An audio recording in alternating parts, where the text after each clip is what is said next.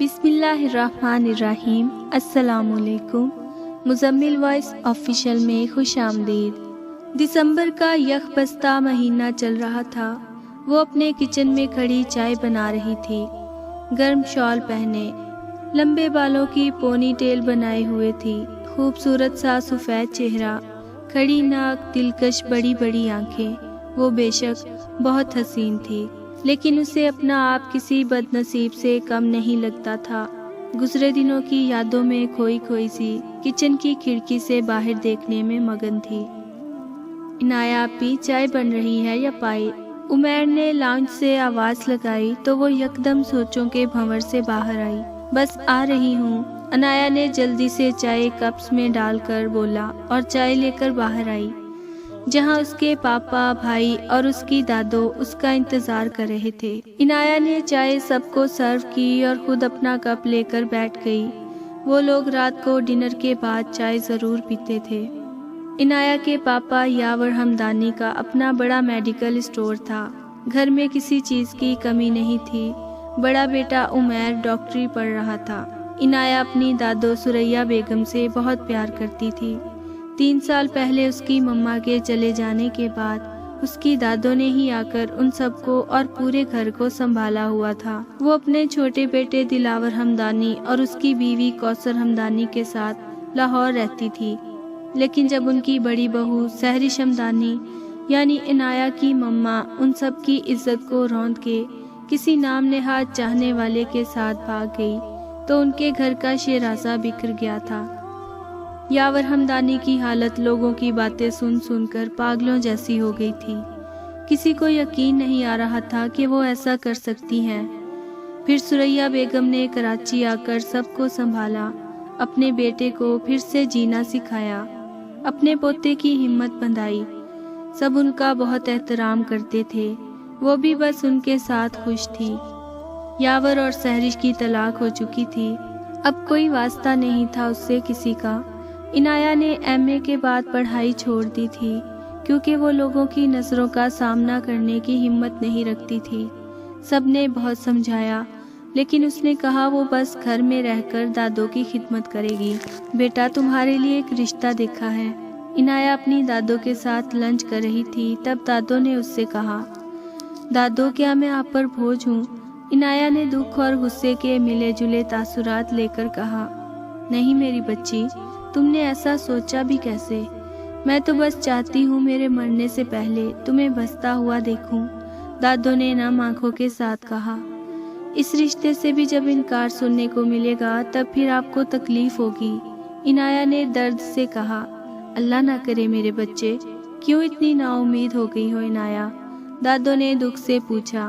ان کو اپنی پوتی کے نصیب کی بہت فکر تھی، لیکن ان کو اپنے مالک پر بھروسہ تھا کہ وہ ضرور عنایہ کے لیے بہترین کا انتخاب کرے گا۔ ہاں ہاں، عنایہ نے کھوکھلا قہقہا لگایا، آنکھیں نم ہونے لگی تھی۔ دادو، نا امید نہیں ہوں، آپ کیوں چاہتی ہیں کہ میں اس جھوٹی آس پر جیوں کہ میرے لیے کوئی راجکمار آئے گا جو کبھی مجھے میرے ماضی کے تانے نہیں دے گا، کبھی مجھے اس کے گھر والے ایک بھاگی ہوئی ماں کی بیٹی نہیں بولیں گے؟ پر یہ سب تو دور کی بات ہے دادو، کوئی بھی ایسی لڑکی سے رشتہ ہی نہیں جوڑنا چاہے گا جس کی ماں… اس سے آگے وہ کہہ نہیں پائی اور اٹھ کر اپنے کمرے میں چلی گئی۔ پیچھے دادو اس کو کرب سے دیکھتی رہ گئیں۔ وہ جانتی تھی کہ وہ کمرے میں رو رہی ہوگی۔ اس کے لیے آنے والا ہر رشتہ اس کی ماں کے بارے میں جاننے کے بعد واپس چلا جاتا تھا۔ اے میرے اللہ، میری بچی کی مشکلیں آسان کر دے، اس کے لیے کوئی ایسا بھیج دے جو اس کے سارے درد سمیٹ لے۔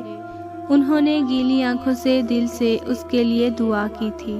عنایہ روم میں جا کر بند ہو گئی تھی، آنسو اس کی آنکھوں سے لگاتار بہہ رہے تھے۔ وہ کھڑکی کے پاس آ کر کھڑی ہو گئی۔ آخر کیوں کیا ہمارے ساتھ ایسا مما؟ آپ نے ایک بار بھی اس گھر کی عزت کا نہیں سوچا، ہمارا نہیں سوچا، پاپا کا نہیں سوچا؟ کیا کمی دی تھی آپ کو پاپا نے؟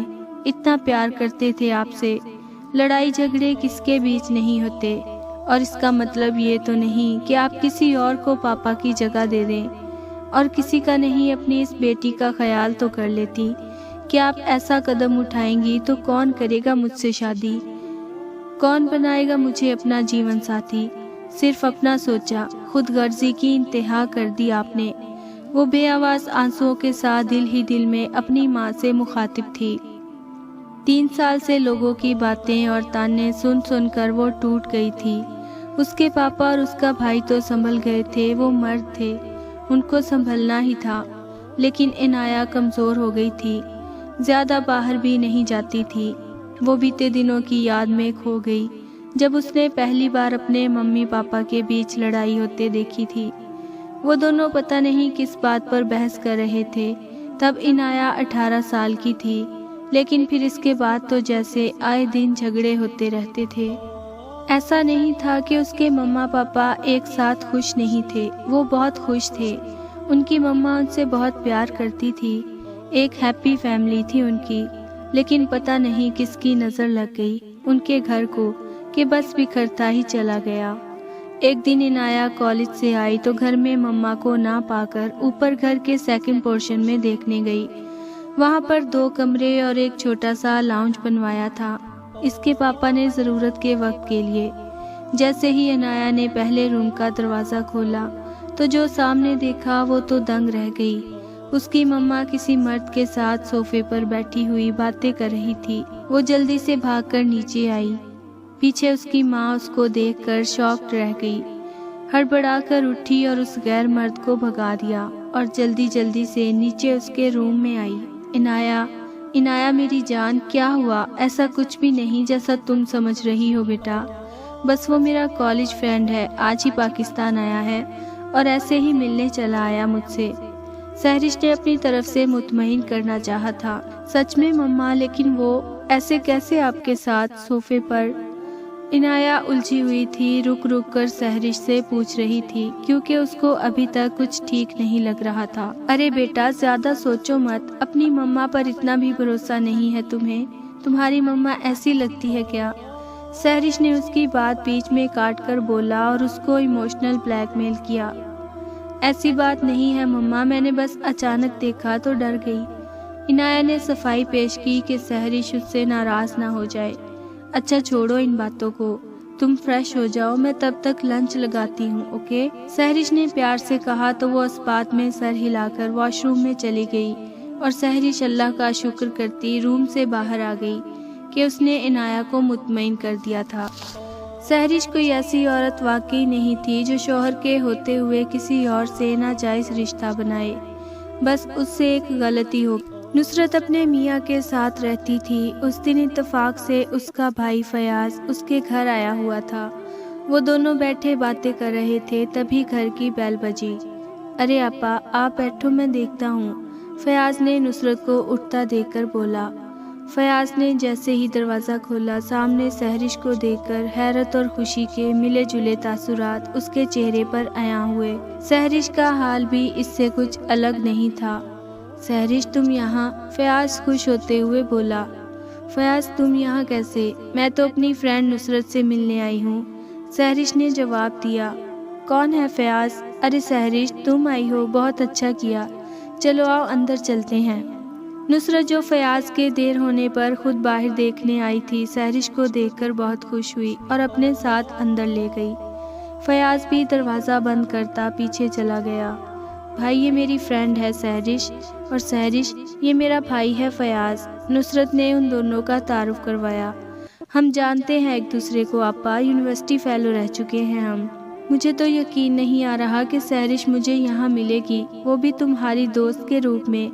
फयाज ने मुस्कुराते हुए सहरिश को देखकर बोला तो सहरिश भी मुस्कुरा दी।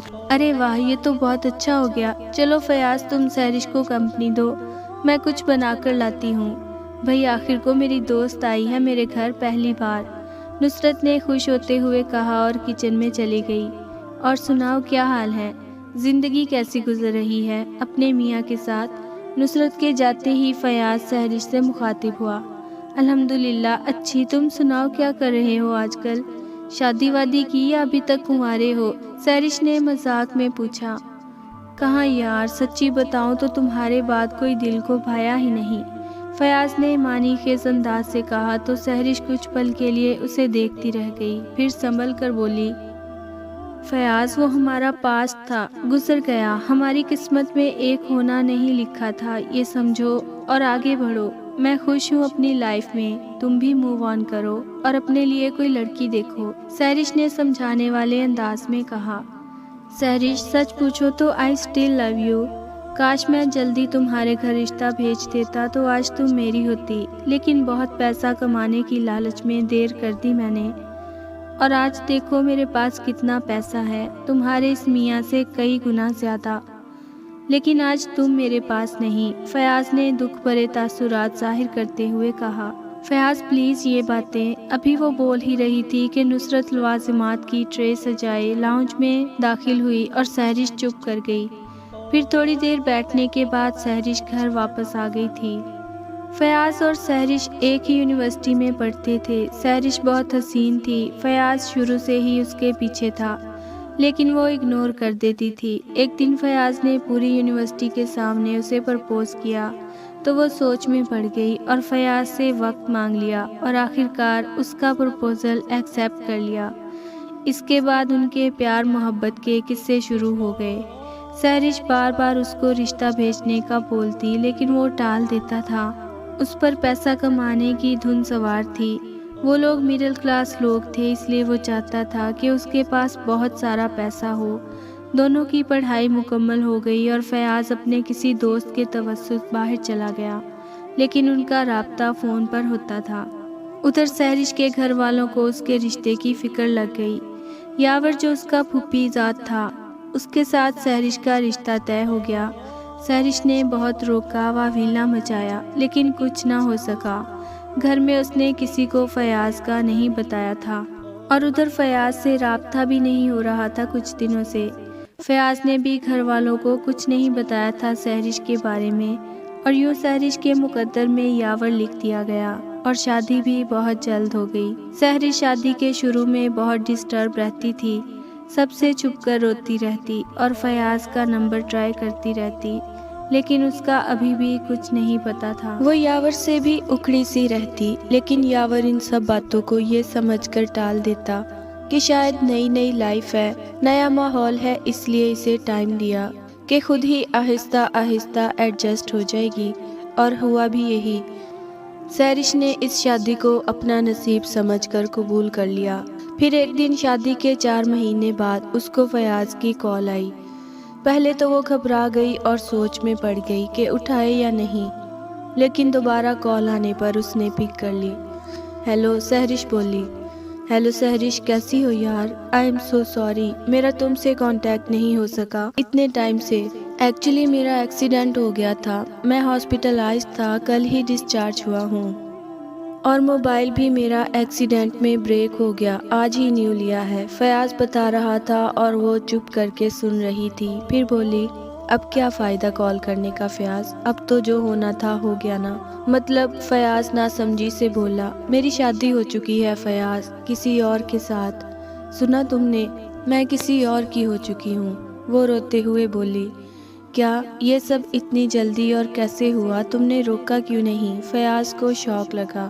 بہت روکا تھا لیکن کچھ نہیں ہو سکا، صرف تمہاری غلطی کی وجہ سے یہ سب ہوا، اور اب سن لو، سہرش نے آنسو پونچھتے ہوئے کہا۔ اب میں خوش ہوں اپنی لائف میں، راضی ہوں اپنی تقدیر کے ساتھ، کیونکہ مجھے موو آن کرنا آ گیا ہے، اور اب تم میری لائف میں دوبارہ کبھی مت آنا، اور نہ ہی مجھے کبھی فون کرنا، اللہ حافظ۔ سہرش نے کال کٹ کر دی، اور اس دن کے بعد وہ واقعی نہیں روئی تھی، وہ مطمئن ہو گئی تھی، اور یاور بھی اس کے لیے اچھا شوہر ثابت ہوا تھا۔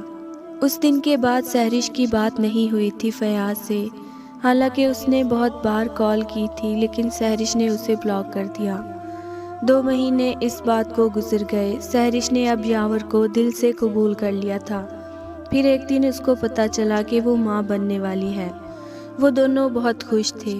پھر ایک دن اس کو فیاض کی کال آئی، اس نے کسی اور نمبر سے کال کی تھی، اور سہرش کو بہت اصرار کیا کہ وہ ایک بار اس سے مل لے بس۔ سہرش کو آخر ماننا ہی پڑا۔ اس وقت سہرش کا 9واں مہینہ چل رہا تھا۔ صبح کے ٹائم سہرش اس سے ملنے گئی، یاور اس وقت اسٹور پر تھا۔ فیاض نے اسے کسی کیفے میں بلایا تھا۔ سحرش جب کیفے پہنچی وہاں فیاض پہلے سے ہی اس کا انتظار کر رہا تھا۔ السلام علیکم، کیسی ہو؟ فیاض نے آتے ساتھ ہی پوچھا۔ وعلیکم السلام، ٹھیک ہوں، جلدی بولو مجھے کیوں بلایا ہے یہاں؟ سحرش نے بے رخی سے کہا۔ تم بیٹھو تو صحیح یار، کیا ہو گیا ہے؟ اتنی جلدی میں کیوں ہو؟ آرام سے بات کرتے ہیں۔ فیاض نے اس کی عجلت دیکھتے ہوئے کہا۔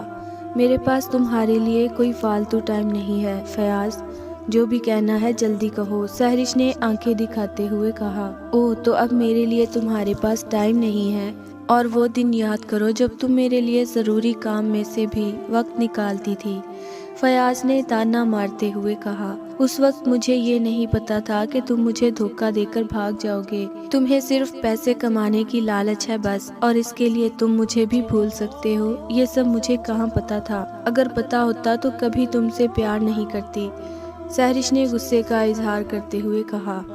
اف سحرش میری جان، میں نے جان بوجھ کر نہیں کیا، میرا ایکسیڈنٹ ہو گیا تھا، تمہیں بتایا تو تھا، اور میں اب بھی تم سے بہت پیار کرتا ہوں یار، آئی لو یو سو مچ، چھوڑ دو اپنے شوہر کو۔ اور ابھی اس کے الفاظ منہ میں ہی تھے کہ سحرش کا ہاتھ اٹھا تھا اس پر۔ بس بالکل چپ، اب ایک اور لفظ نہیں مسٹر فیاض ملک۔ تم ہوتے کون ہو مجھے اپنے شوہر کو چھوڑنے کے لیے بولنے والے؟ کیا سمجھ کر تم نے مجھے جان کہا؟ ہاں، اپنی حد میں رہو، اور سنو میں ماں بننے والی ہوں، سمجھے؟ اب اگر مجھ سے کانٹیکٹ کرنے کی کوشش کی تو اچھا نہیں ہوگا۔ سحرش اس کو انگلی دکھا کر وارن کرتی وہاں سے چلی گئی۔ پیچھے لوگ فیاض کو دیکھ کر چہمگوئیاں کرنے لگے، اور فیاض کا غصے سے برا حال تھا۔ سحرش تم سے پیار کیا تھا، ہاں شاید پاگلوں کی طرح دیوانہ نہیں تھا، لیکن تم سے شادی کرنا چاہتا تھا دل سے، لیکن تم نے ویٹ نہیں کیا میرا، اور اب یہ تھپڑ، میں بدلہ ضرور لوں گا تم سے اس کا۔ میرا عزت سے بات کرنا راس نہیں آیا تمہیں؟ اب دیکھ لینا میں تمہیں تمہارے شوہر سے کیسے جدا کرتا ہوں۔ فیاض دل ہی دل میں سوچتا کیفے سے نکل گیا۔ اس کا پیار اب نفرت میں بدل چکا تھا۔ سحرش کو اللہ نے بیٹی عطا کی جس کا نام انہوں نے عنایہ رکھا۔ وہ بالکل سحرش کے جیسی تھی۔ عنایہ جب 1 سال کی ہوئی تو سحرش پھر سے پریگننٹ ہوئی، اور 9 مہینے بعد اللہ نے عمیر کی صورت میں اسے بیٹا دیا۔ ان کی فیملی مکمل ہو گئی اور سحرش ان کو پالنے میں لگ گئی، اور وہ اب بہت خوش تھی یاور اور بچوں کے ساتھ۔ کبھی کبھی وہ سوچتی تھی کہ اگر اس کی قسمت میں یاور تھا تو فیاض کیوں اس کی لائف میں آیا، لیکن یہی سمجھ کر کہ اللہ کی کوئی مصلحت ہوگی اپنا خیال جھٹک دیتی تھی۔ ہاں، بے شک ہر چیز کے پیچھے اللہ کے راز ہوتے ہیں، اس کی مصلحت چھپی ہوتی ہے۔ سحرش کی لائف میں فیاض کو بھیج کر بھی اللہ ہی کی مصلحت تھی، اور وہ امتحان بنا کر بھیجا تھا اللہ نے اس کے لیے، لیکن افسوس وہ اس امتحان میں فیل ہو گئی۔ فیاض اس ملاقات کے بعد واپس بیرون ملک چلا گیا تھا اور پیسہ کمانے میں بزی ہو گیا، لیکن اس نے یہ وعدہ خود سے ضرور کیا تھا کہ وہ سحرش سے اس تھپڑ اور بے عزتی کا بدلہ ضرور لے گا۔ وہ ایک اور بار سحرش کی لائف میں لوٹے گا ضرور، لیکن کب، یہ تو اللہ نے ہی طے کر رکھا تھا۔ وہی تو فیاض کو امتحان بنا کر سحرش کی زندگی میں ایک بار پھر سے بھیجنے والا تھا۔ وہ لوگ جس ایریا میں رہتے تھے وہاں سے شفٹ ہو کر دوسرے ایریا چلے گئے تھے۔ تب عنایہ 3 سال جبکہ عمیر 2 سال کا تھا۔ اس جگہ کا پتہ اتنے لوگوں کو معلوم نہیں تھا، بس فیملی کے لوگوں کے علاوہ۔ یاور اس بیچ صرف 1-2 بار پاکستان آیا تھا اور جلدی واپس بھی چلا گیا تھا، تو اسے سحرش کا ایڈریس معلوم نہ ہو سکا، اور سحرش بھی اب بچوں میں اور گھر میں بزی ہو گئی تھی۔ پھر ایک دن اسے فیاض کا میسج آیا۔ سحرش، اس دن جو کچھ بھی ہوا اس کے لیے مجھے معاف کر دو، میں دل سے گلٹی ہوں، شاید ہمارا ایک ہونا نہیں لکھا تھا قسمت میں، یہ بات میں سمجھ گیا ہوں، تم خوش رہو اپنی فیملی کے ساتھ، بس ایک بار رپلائی کر دینا۔ یہ میسج میں لکھا تھا، اور سحرش نے اسے رپلائی کر کے بول دیا کہ میں نے تمہیں معاف کیا۔ سحرش کو تو اب کسی سے ویسے بھی کوئی گلہ نہیں تھا، وہ خوش تھی اپنی لائف میں، اسے اور کیا چاہیے تھا۔ اس فیاض کے لیے بھی اپنا دل صاف کر دیا، اور فیاض نے اس کے بعد اس سے کوئی کانٹیکٹ نہیں کیا تھا، اپنی طرف سے اس کے دل سے میل نکال دیا تھا، کیونکہ وہ چاہتا تھا کہ اس کے پاکستان واپس لوٹنے سے پہلے سحرش کو اس کے لیے کوئی بدگمانی نہ ہو۔ وہ پھر سے اس کی لائف میں لوٹنا چاہتا تھا، اور اس کے اور یاور کے بیچ دوریاں پیدا کر کے ان دونوں کو دور کرنا اس کا پلان تھا۔ وہ سحرش کے ساتھ پھر سے دوستی بڑھا کر اس کے قریب رہ کر اس کا اور یاور کا رشتہ خراب کرنا چاہتا تھا، اور یہ سب تبھی ممکن تھا جب وہ سحرش کا بھروسہ جیتے تاکہ کسی بھی قسم کا شک اس پر نہ جائے۔ فیاض نے جو بھی پیسہ کمایا تھا وہ اپنے دوست کے ساتھ مل کر غیر قانونی طریقے سے کمایا تھا، اور جب پولیس کو شک ہو گیا تب وہ دونوں راہ فرار اختیار کرتے ہوئے پاکستان لوٹ رہے تھے۔ اگلے دن ان کی فلائٹ تھی۔ فیاض نے سحرش کو اس لیے بھی میسج کیا تھا کہ اگر پاکستان میں بھی خبر پہنچ گئی اور اسے چھپنا پڑا تو سحرش ہی ایسی لڑکی تھی جس کے بارے میں کوئی بھی نہیں جانتا تھا، نہ اس کی فیملی والے اور نہ ہی فرینڈز۔ اسی کے گھر کوئی بہانہ بنا کر چھپ جائے گا۔ اسے میسج کر کے اور معافی مانگ کر وہ اپنا راستہ صاف کر رہا تھا، لیکن قسمت نے اس کا ساتھ نہیں دیا اور اگلے دن ایئرپورٹ پہنچتے وقت پولیس نے ان دونوں کو گرفتار کر لیا اور انہیں جیل ہو گئی۔ فیاض اتنے سال جیل میں رہا اس لیے سحرش تک پہنچ نہ سکا۔ وہ سحرش کے لیے گھڑا کھودنا چاہتا تھا، لیکن اس سے پہلے اس کی لائف کی بینڈ بج گئی تھی۔ اس کے گھر والے بھی کچھ نہ کر سکے اور وہ جیل کے حوالے ہو گیا۔ زندگی اپنے ڈگر پر یوں ہی رواں دواں تھی۔ کیسے 13 سال بیت گئے پتہ ہی نہیں چلا۔ عنایہ اب 16 سال کی اور عمیر 15 سال کا ہو گیا تھا۔ وہ لوگ خوش تھے ایک دوسرے کے ساتھ، لیکن ان کی خوشیوں کو اب نظر لگنے والی تھی۔ فیاض جیل سے چھوٹ گیا تھا، اس کی سزا پوری ہو چکی تھی اور وہ پاکستان واپس آ چکا تھا۔ پتہ نہیں کیوں اس کو سحرش سے بلا وجہ نفرت ہو گئی تھی، جیسے وہ جیل اپنے کرتوتوں کی وجہ سے نہیں بلکہ سحرش کی وجہ سے گیا تھا۔ اسے سحرش نے چھوڑ دیا تھا اور وہ خوش ازدواجی زندگی جی رہی تھی۔ یہ بات اسے ہضم نہیں ہو رہی تھی۔ اتنے سال بعد بھی وہ اسے نہیں بھولا تھا، بس اس کی ایک ہی خواہش تھی کہ اس کا گھر برباد کرے۔ اگر وہ خود اتنے سال جیل میں سڑا تو سحرش کیوں کر خوش رہے؟ وہ پھر سے وہی ارادہ لے کر لوٹا تھا۔ پتہ نہیں کیوں جو کل تک سحرش سے پیار کا دعوے دار تھا آج اس کا دشمن کیوں بن گیا تھا، بنا کسی وجہ کے۔ اس نے جو غیر قانونی کام باہر جا کر کیا تھا وہی کام پاکستان آ کر شروع کر دیا، کیونکہ اسے پتا تھا یہاں پر وہ پکڑا نہیں جائے گا۔ یہاں کی پولیس نے پکڑ بھی لیا تو رشوت کب کام آئے گی؟ اتنے سال جیل کی ہوا کھانے کے بعد بھی اسے عقل نہیں آئی۔ یاور آپ سے ایک بات کرنی ہے۔ سحرش اور یاور شام کی چائے پی رہے تھے، تب سحرش نے اس سے پوچھا۔ ہاں بولو۔ یاور اس کی طرف متوجہ ہوا۔ یاور میری ایک دوست ہے طاہرہ، میں اور وہ ساتھ پلے بڑھے ہیں۔ اس کا فون آیا تھا مجھے، وہ عنایہ کا ہاتھ مانگ رہی ہے اپنے بیٹے شہراز کے لیے۔ سحرش نے اپنی دوست کا بتایا جو اس کے گھر گھومنے آئی تھی۔ وہ دونوں ساتھ ہی پلی بڑھی تھی، لیکن شادی کے بعد دونوں کا آمنا سامنا اتنے دن بعد ہوا تھا اور عنایہ کو دیکھتے ہی اس کے ذہن میں اپنے بیٹے کا خیال آیا اور گھر جا کر اس نے سحرش سے عنایہ کا ہاتھ مانگ لیا۔ سحرش تم پاگل ہو گئی ہو کیا؟ ابھی عنایہ کی عمر ہی کیا ہے جو ہم اس کو کسی رشتے میں باندھ دیں؟ یاور کو اس کی بات پسند نہیں آئی تھی۔ یاور وہ لوگ بہت اچھے ہیں اور پیسے والے بھی، میں ان کی فیملی کو جانتی ہوں۔ عنایہ خوش رہے گی اور ہم کون سا ابھی شادی کر رہے ہیں اس کی، ابھی تو بہت ٹائم ہے، صرف رشتہ کر دیتے ہیں، نام کر دیتے ہیں اسے شہراز کے۔ ابھی وہ خود بھی تو پڑھ رہا ہے اور عمر کا بھی اتنا زیادہ فرق نہیں ہے، صرف 5 سال کا فرق ہے۔ سحرش نے اسے کنونس کرنا چاہا، وہ اتنا اچھا رشتہ جانے نہیں دینا چاہتی تھی۔ ٹھیک ہے، لیکن عنایہ سے پوچھ لینا ضرور، بھئی اس کی مرضی ہوگی تو ہی بات بڑھائیں گے۔ یاور مان گیا تھا، لیکن اپنی بیٹی کی اجازت کے بنا وہ اس کی لائف کا اتنا بڑا فیصلہ نہیں لے سکتا تھا، اس لیے سحرش کو عنایہ سے پوچھنے کے لیے کہا۔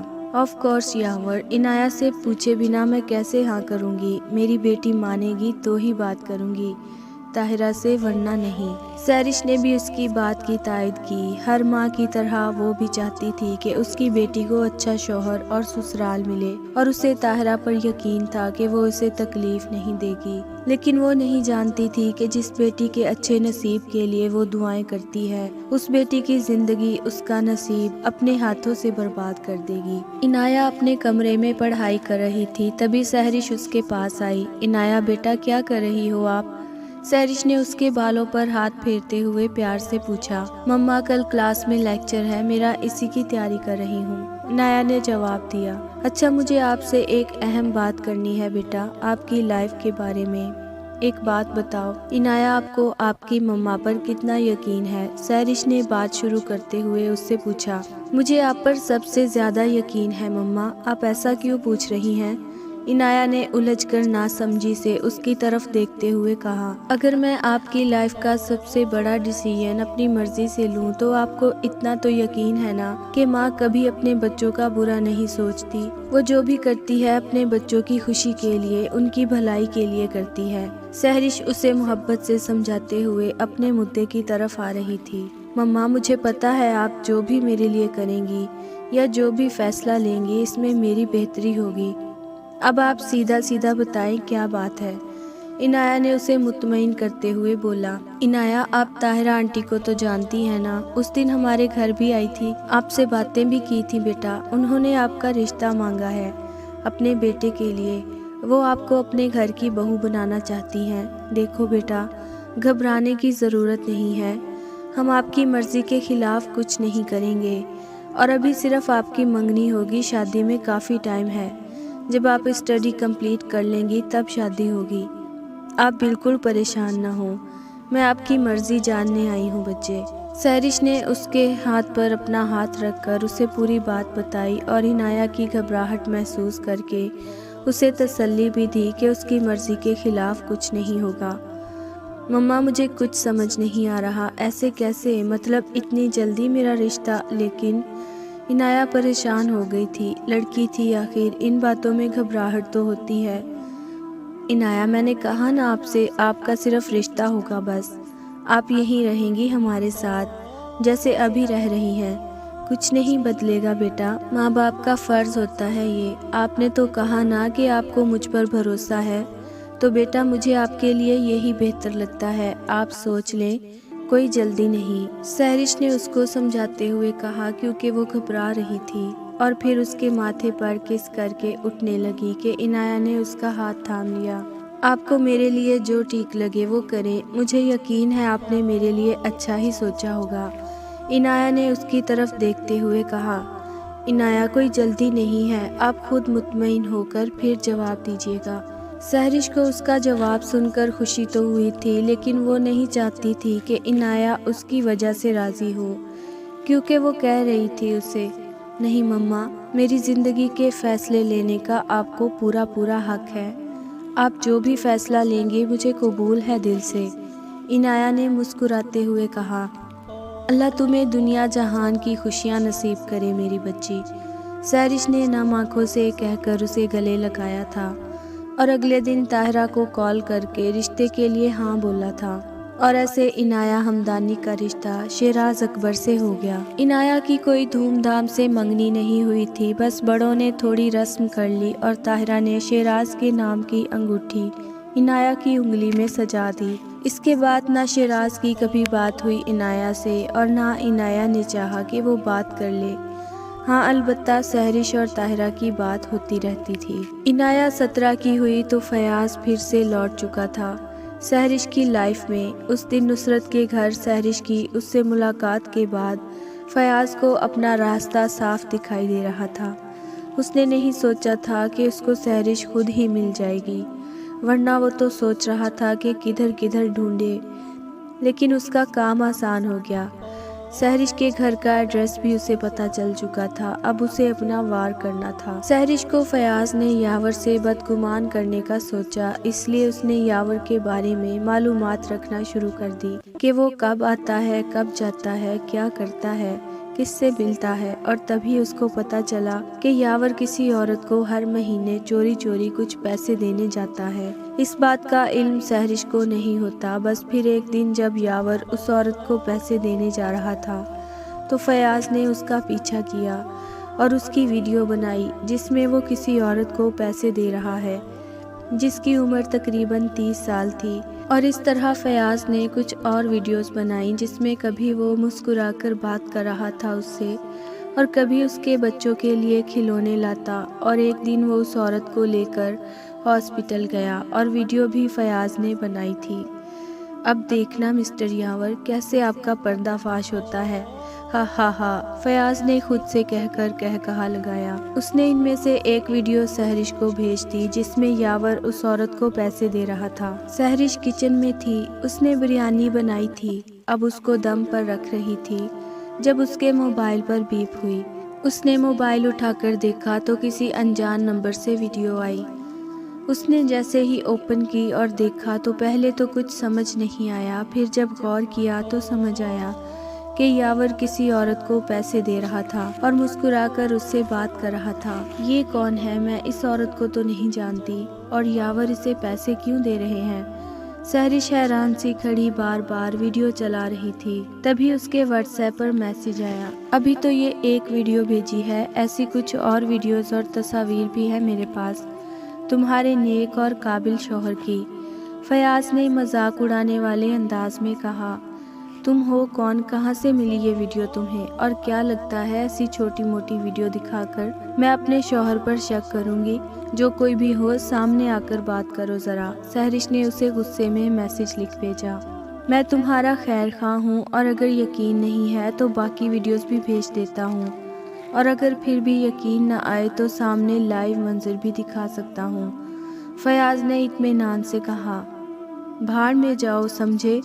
مجھے اپنے شوہر پر پورا بھروسہ ہے، وہ ایسے نہیں ہے، اور تم ایک بار سامنے آ جاؤ اور سچ بتاؤ کہ کون ہو۔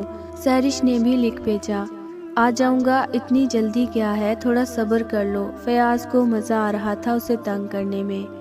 اس کے بعد سہرش نے فیاض کو کوئی میسج نہیں کیا اور نہ اس کا میسج آیا۔ سہرش نے فیاض کو تو ٹال دیا تھا لیکن وہ خود پریشان ہو گئی تھی۔ سارا دن سوچتی رہی تھی لیکن یاور سے پوچھنے کی ہمت نہیں ہوئی تھی۔ اسی کشمکش میں 2 دن گزر گئے اور تیسرے دن پھر ایک ویڈیو سہرش کے سامنے تھی جس میں یاور اس عورت کو اور اس کے 2 بچوں کو کچھ کھلونے اور کھانے کی چیزیں دے رہا تھا۔ سہرش کو اب سچ میں حیرانگی اور پریشانی نے آ گھیرا۔ اس نے بہت بار اس نمبر پر کال کی لیکن فیاض پک نہیں کرتا تھا، اور اس طرح سے ہر دوسرے تیسرے دن ایک نئی ویڈیو سہرش کو موصول ہوتی، اور اب اس کا یاور پر سے یقین ڈگمگا رہا تھا۔ فیاض اس کے دل میں یاور کے خلاف شک کا بیج بونے میں کامیاب ہو گیا تھا۔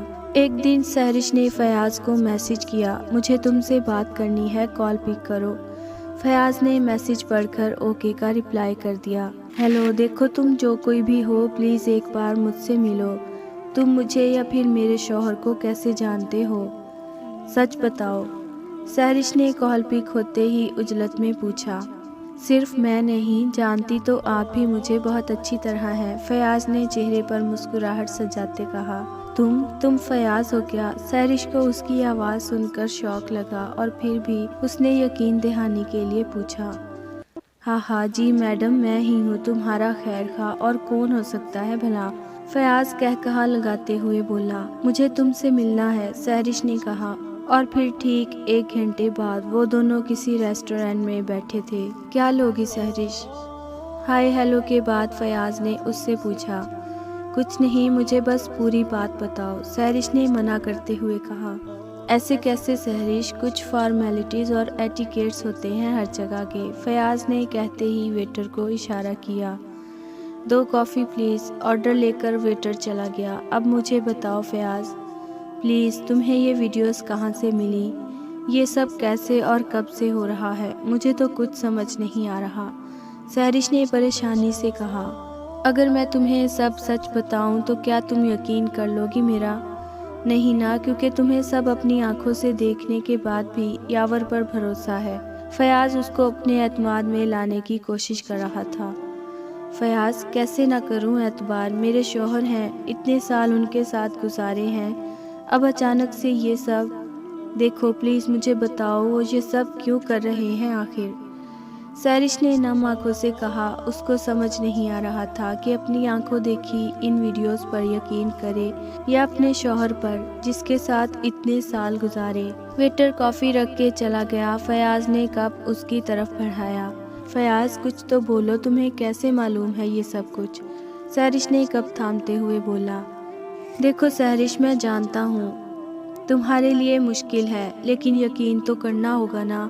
جب میں نے خود یہ سب اپنی آنکھوں سے دیکھا تو مجبور ہو کر صرف تمہارے لیے یاور کا پیچھا کرتا رہا، کیونکہ میں نہیں چاہتا کہ تم دھوکے میں رہو۔ مجھے تمہاری آج بھی اتنی ہی پرواہ ہے۔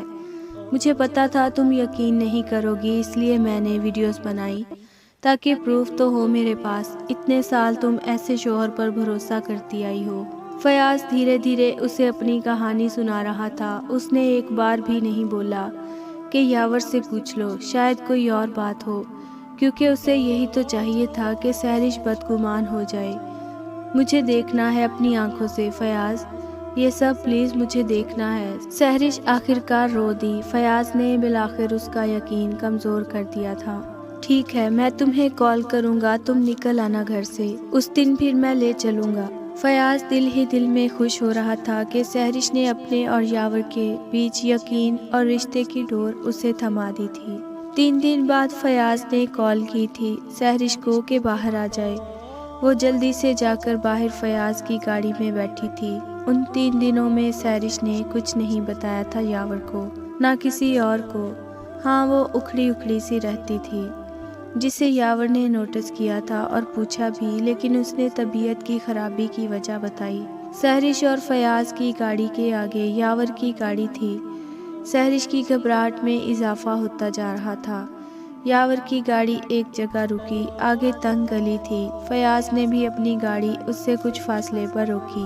جو ہی یاور گاڑی سے نکلا اور گاڑی کے پیچھے کا دروازہ کھول کر کچھ شاپرز باہر نکالے اور اس گلی میں اندر چلا گیا، سہرش اور فیاض بھی گاڑی سے نکل کر اس کے پیچھے پیچھے چل پڑے۔ سہرش کے ہاتھوں میں تو پسینے آ رہے تھے۔ اس کو اپنا دل ڈوبتا ہوا محسوس ہو رہا تھا کہ آگے جانے کیا دیکھنے کو ملے۔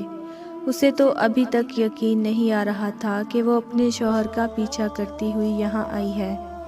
ایک گھر کے آگے یاور رکا اور دروازہ کھٹکھٹایا۔ سہرش اور فیاض ایک پلر کی اوٹ میں ہو گئے اور یہ سب دیکھ رہے تھے۔ گھر کے اندر سے کوئی عورت نکلی۔ یاور نے مسکرا کر سلام کیا اور اندر چلا گیا۔ اس سے آگے سہرش کے دیکھنے کی ہمت نہیں تھی اور وہ الٹے پاؤں واپس مڑی۔ فیاض اسے آوازیں دیتا رہ گیا پر وہ نہ رکی اور چل کر گاڑی میں بیٹھ گئی۔ اس کو آج 7 آسمان اپنے سر پر ٹوٹتے ہوئے محسوس ہو رہے تھے۔ کچھ بولنے کی ہمت ہی نہیں رہی تھی۔ وہ چپ چاپ کھڑکی سے باہر دیکھ رہی تھی اور فیاض اس کی اس حالت سے لطف اندوز ہو رہا تھا۔ اسے اپنا پلان کامیاب ہوتا ہوا محسوس ہو رہا تھا۔ سہرش، تمہاری پوزیشن میں سمجھ سکتا ہوں اس وقت، لیکن ہمت کرو، تم اکیلی نہیں ہو، میں ہوں تمہارے ساتھ ہمیشہ سے اور آگے بھی رہوں گا۔ مجھے پتا ہے اب یاور تمہیں جھوٹی کہانی بنا کر سنائے گا کہ ایسا کچھ نہیں ہے، تم غلط سمجھ رہی ہو، لیکن ایک بات یاد رکھنا، اس کی باتوں میں مت آنا، اور سنو، میں ہمیشہ تمہارے لیے موجود ہوں، یہ بات یاد رکھنا۔ سہرش کا گھر آ گیا تھا۔ وہ ڈور ان لاک کر کے اتر رہی تھی جب فیاض نے اسے روکا اور اس کے ہاتھ پر ہاتھ رکھ کر کہا۔ سہرش ہاں میں سر ہلا کر گاڑی سے اتر گئی۔ پیچھے فیاض شاطرانہ قہقہا لگا کر گاڑی اڑا لے گیا۔ سہرش گھر جا کر خوب روئی۔ اس کی سمجھ میں کچھ نہیں آ رہا تھا۔ اس کی آنکھوں کے سامنے وہ منظر چل رہا تھا جو وہ تھوڑی دیر پہلے دیکھ کر آئی تھی۔ اپنی پچھلی زندگی کے پورے سال اس کو یاد آ رہے تھے۔ وہ سمجھ نہیں پا رہی تھی کہ اس سے کہاں غلطی ہوئی تھی۔ فیاض نے جال ہی ایسا بچھایا تھا کہ وہ اس میں پھنس چکی تھی۔ یاور کی بس اتنی غلطی تھی کہ اس نے یہ بات سہرش سے چھپائی تھی کہ وہ کسی عورت کی اس سے چھپ کے ہیلپ کرتا رہا ہے، وہ بھی ایک نیکی سمجھ کر۔ اس کے علاوہ اس کا کوئی مطلب نہیں تھا۔ وہ عورت اس کے گھر میں برسوں سے کام کرنے والی ملازمہ سکینہ کی بیٹی رقیہ تھی۔ جب وہ چھوٹا تھا تب سے سکینہ ان کے گھر کام کرتی تھی اور لاہور میں رہتی تھی۔ اس کی بیٹی کی شادی کراچی میں ہوئی تھی اور شادی کے 5 سال بعد ہی اس کے شوہر کی موت ہو گئی۔ اس کے 2 جڑواں بیٹے تھے۔ شوہر کی موت کے بعد سسرال والوں نے بھی ہاتھ نہیں رکھا تو یاور نے اس کی ذمہ داری لے لی کیونکہ وہ بھی کراچی میں رہتا تھا۔ کچھ سال پہلے سکینہ کی بھی وفات ہو گئی اور مرنے سے پہلے اس نے یاور کو بلوا کر اپنی بیٹی کے لیے منتیں کی تھیں کہ اس کا اور اس کے بچوں کا خیال رکھنا۔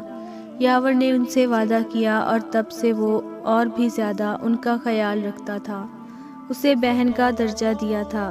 اس نے یہ سب سحرش سے اس لیے چھپا کر رکھا تھا کیونکہ وہ بس اس نیکی کا گواہ اللہ کو بنانا چاہتا تھا، لیکن اسے نہیں پتا تھا کہ اس نیکی کی اسے بہت بھاری قیمت چکانی پڑے گی۔ سحرش آہستہ آہستہ یاور سے دور اور فیاض سے قریب ہوتی گئی۔ اس نے یاور سے اس بات کا ذکر نہیں کیا تھا، اب وہ چھوٹی چھوٹی باتوں پر یاور سے لڑ پڑتی، بحث کرتی۔ یاور کو بہت عجیب لگتا تھا اس کا رویہ۔ اس نے جاننے کی بہت کوشش کی لیکن نہیں جان سکا۔ سحرش چڑچڑی ہو گئی تھی، آئے دن ان کے جھگڑے ہونے لگے، چھوٹی چھوٹی باتوں کو وہ بڑا بنا دیتی تھی۔ عنایہ اور عمیر حیران و پریشان سے ان کو دیکھتے رہتے۔ فیاض نے سحرش کو پھر سے پیار کے جال میں پھنسایا اور وہ پھنستی چلی گئی اور ناجائز تعلقات بنا لیے۔ فیاض ان کے گھر آتا جاتا تھا، جس وقت کوئی گھر پر نہیں ہوتا تھا سوائے سحرش کے۔ یاور اسٹور پر ہوتا اور عنایہ عمیر کالج میں۔ فیاض نے سحرش کو یاور کے اتنا خلاف کر دیا کہ وہ جو بھی بولتا وہ سحرش سچ مانتی، اس کو اپنے بچوں کی بھی پرواہ نہیں رہی۔ ایک دن جب عنایہ نے فیاض کو دیکھ لیا ان کے گھر تو اس نے جھوٹی کہانی سنا کر اسے چپ کرا دیا۔ بہرحال وہ یہ گناہ کرتی گئی، 1 سال ہو گیا ان کے افیئر کو۔ یاور کو اب تک معلوم نہ ہو سکا۔ وہ بارہا پوچھتا رہا پر اب وہ بھی سحرش کو اس کے حال پر چھوڑ چکا تھا۔ ان دونوں میں دوریاں آ گئی تھیں۔ فیاض اور سحرش نے شادی کرنے کا فیصلہ کیا اور انہوں نے بھاگنے کا پلان بنایا، اور ایک رات وہ ایک خط لکھ کر جس میں اس نے بتایا تھا کہ وہ جا رہی ہے ہمیشہ کے لیے، اور یہ بھی بتایا تھا کہ یاور نے اس کا اعتبار توڑا ہے کسی اور کو اس کی جگہ دے کر۔ بچوں کے لیے یہی لکھا کہ اسے معاف کر دیں کہ وہ اب نہیں رہ سکتی اس گھر میں، اور بس۔ اور وہ چلی گئی تھی اس گھر سے ہمیشہ کے لیے، ان رشتوں سے دور جن میں اس کی جان بستی تھی، اپنے بچوں سے دور، یہ سوچے بنا کہ ان کا کیا ہوگا، اس خاندان کی عزت کا کیا ہوگا۔ ایک نام نہاد چاہنے والا صرف 1 سال کے اندر ہی اس کو شوہر سے بدگمان کر کے لے گیا، اور وہ اس پر اعتبار کر کے چل پڑی اس کے ساتھ، اپنے اتنے سال کے رشتے کو برباد کر کے۔ صرف اعتبار ہی تو چاہیے ہوتا ہے ہر رشتے میں، خاص کر کے میاں بیوی میں۔ اس نے اپنے شوہر پر اعتبار کرنے کی بجائے ایک انجان شخص پر اعتبار کیا، اور یہی اس کی غلطی تھی، یہی اس کا گناہ تھا۔ جب گھر والوں کو خط ملا تو پہلے تو سب کو یقین نہ آیا، وہ بس پھٹی پھٹی آنکھوں سے بار بار خط پڑھ رہے تھے۔ عنایہ بے ہوش ہو گئی تھی، ایک قیامت تھی جو ان کے گھر پر گزری۔ یاور نے پھر بھی 2 دن تک کسی کو انفارم نہیں کیا، وہ ڈھونڈتا رہا اس کو ہر طرف، کیونکہ اس کو ابھی تک یقین نہیں تھا کہ وہ ایسا کر سکتی ہے، اور وہ نہیں سمجھ پایا کہ اس نے کون سا دھوکہ دیا تھا، وہ کس کو اپنی زندگی میں لایا تھا۔ اس کا دماغ معاف ہو چکا تھا، وہ خود کو سنبھالتا یا بچوں کو۔ آخر تک ہار کر اس نے لاہور انفارم کر دیا، وہاں بھی یہ خبر سن کر ویسی ہی حالت ہو گئی تھی سب کی۔ آخر کو ثریا بیگم کراچی آئیں اور ہمت کر کے سب کو سنبھالا۔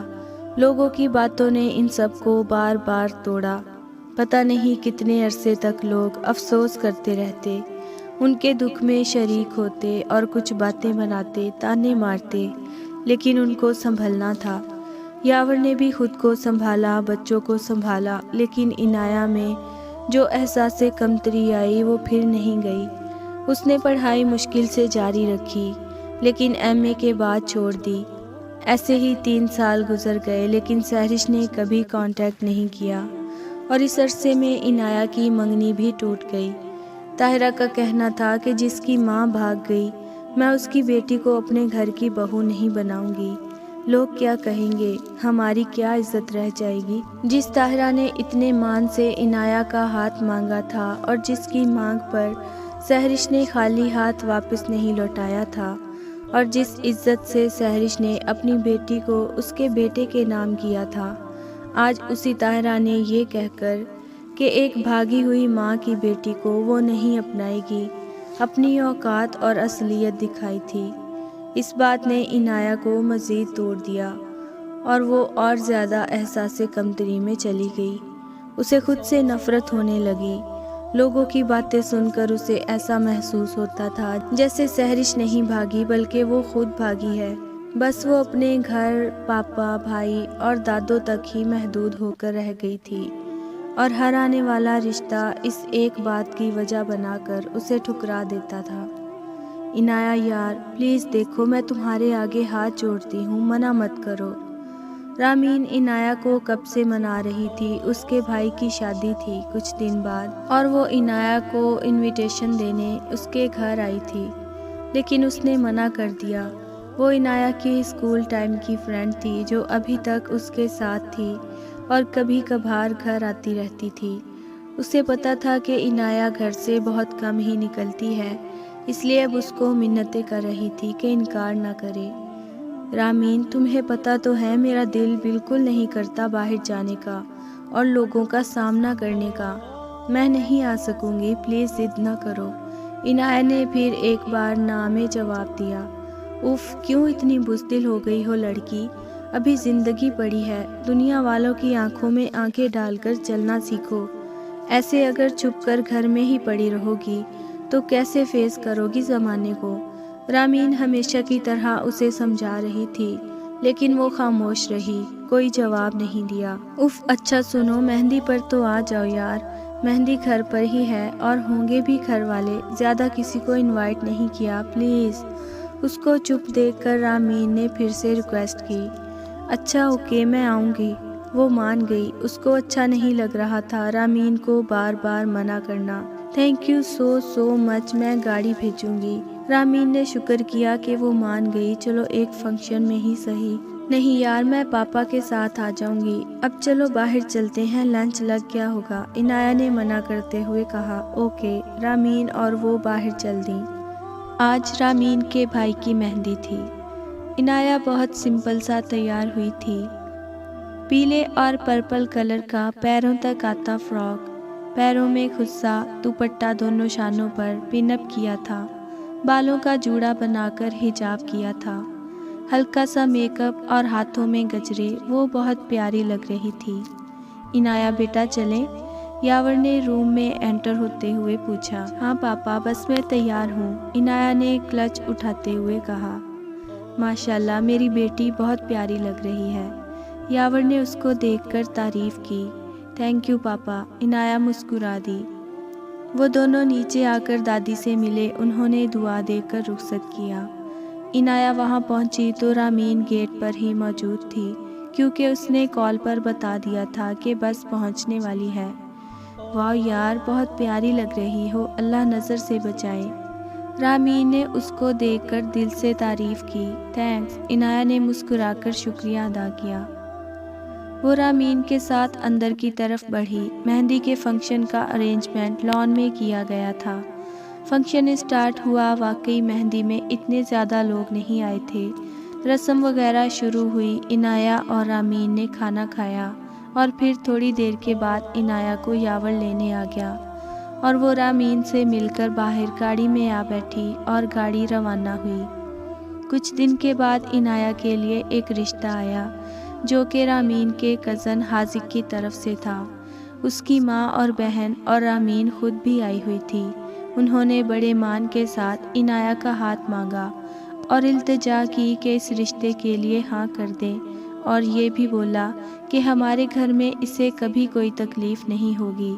ان کا اشارہ سہرش والی بات کی طرف تھا کہ وہ لوگ اسے کبھی تانے نہیں دیں گے۔ ثریا بیگم نے سوچنے کے لیے وقت مانگا اور وہ لوگ تھوڑا کھا پی کر چلے گئے۔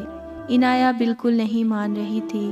دادی نے بہت سمجھایا، ان لوگوں نے اپنی طرف سے پوچھ گچھ کر لی تھی، کہیں سے کوئی غلط بات پتہ نہیں چلی، اور دوسرا تھے بھی رامین کے گھر سے، تو ان کو یقین تھا کہ وہ لوگ اچھے ہوں گے۔ رشتہ بھی خود چل کر ان کے پاس آیا تھا۔ عنایہ اس گھبراہٹ سے نکل ہی نہیں پا رہی تھی۔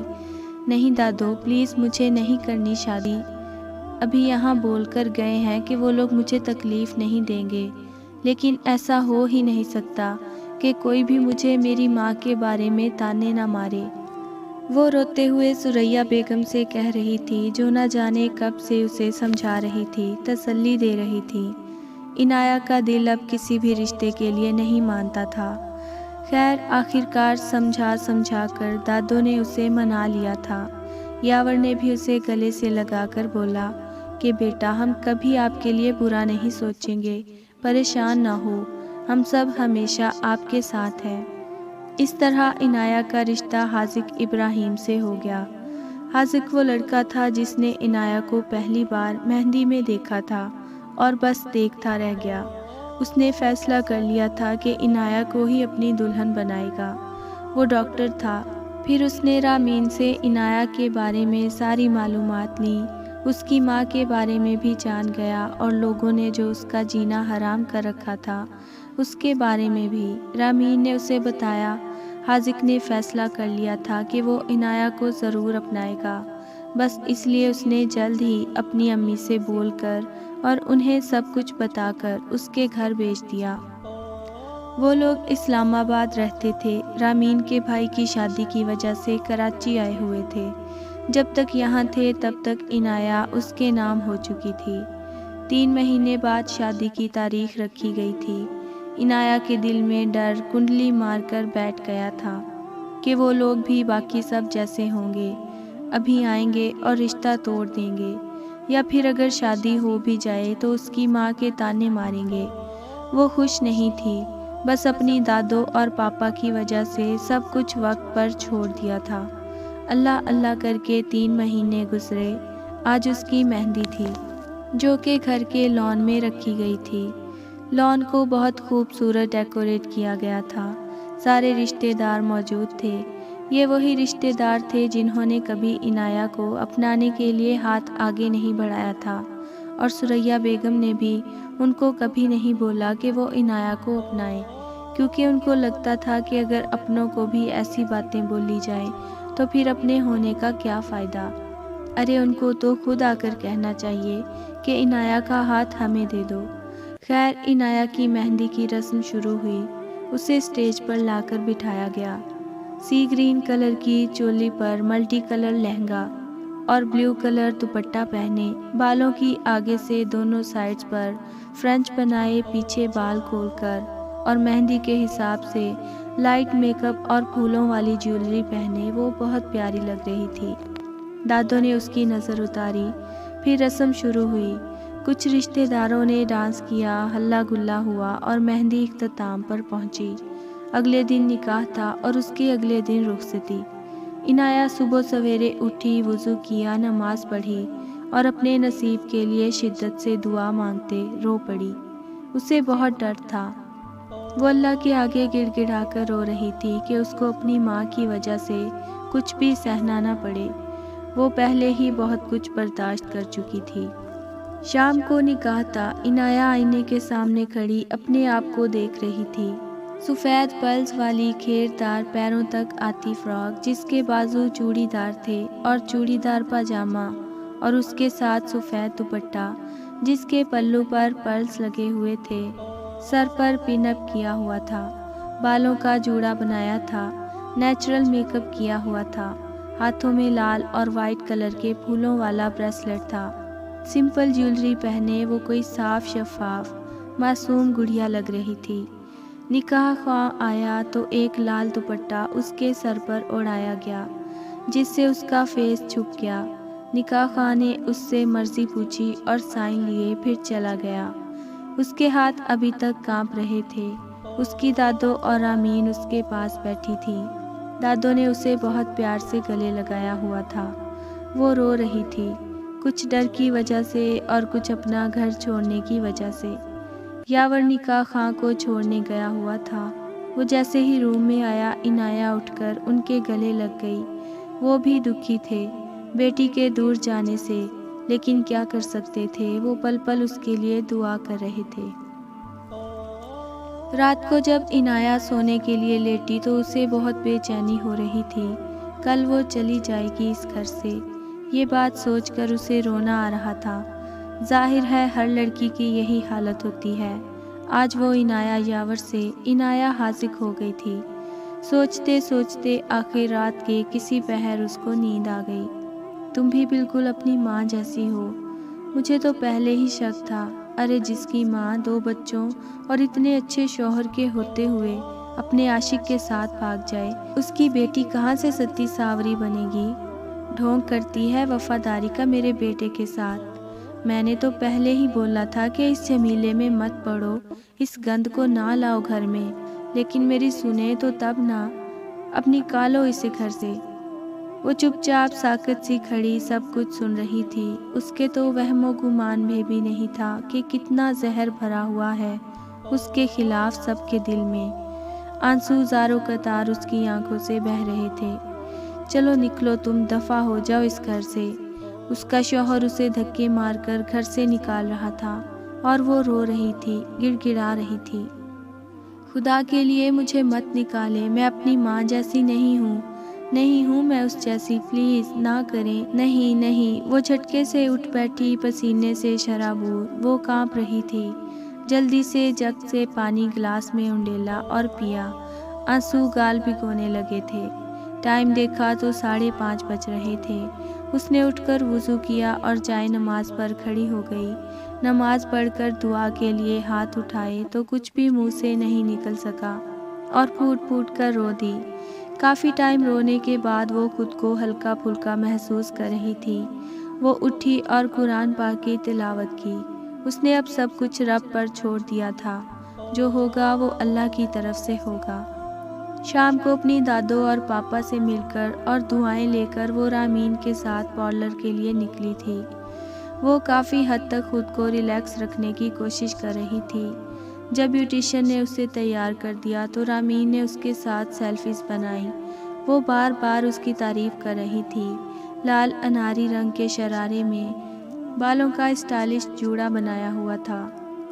بھاری جیولری اور بھاری میک اپ کے ساتھ وہ خوبصورت ترین لگ رہی تھی۔ مہندی اور چوڑیوں سے بھرے ہاتھ، آج وہ اپنے شوہر کے لیے سجی تھی، جس کو صرف ایک بار تصویر میں دیکھا تھا۔ وہ کافی ہینڈسم تھا، بس اس کو تھوڑا بہت اپنی تقدیر سے ڈر لگ رہا تھا، لیکن اس نے یہ سوچ کر خود کو مطمئن کر لیا کہ حاذق کو اللہ نے اس کے لیے چنا ہے، وہ اس کے حق میں بہتر ہوگا۔ تھوڑی دیر کے بعد یاور اس کو لینے آیا۔ رامین نے اس پر شال اوڑھائی اور اس کو باہر لے کر چل دی۔ حاذق نے گولڈن کلر کی شیروانی پہنی ہوئی تھی، جس پر ریڈ کلر میں کام ہوا بہت اچھا لگ رہا تھا۔ خیر سے ساری رسومات پوری ہوئیں اور وہ رخصت ہو کر اسلام آباد اپنے نئے سفر پر نئے لوگوں کے ساتھ روانہ ہوئی۔ دادو اور یاور نے بہت ساری دعاؤں کی چھاؤں میں اسے رخصت کیا تھا۔ حاذق اور اس کے گھر والوں نے عنایہ کے سارے خدشے واقعی میں ختم کر دیے تھے۔ انہوں نے بہت عزت اور پیار سے رکھا تھا۔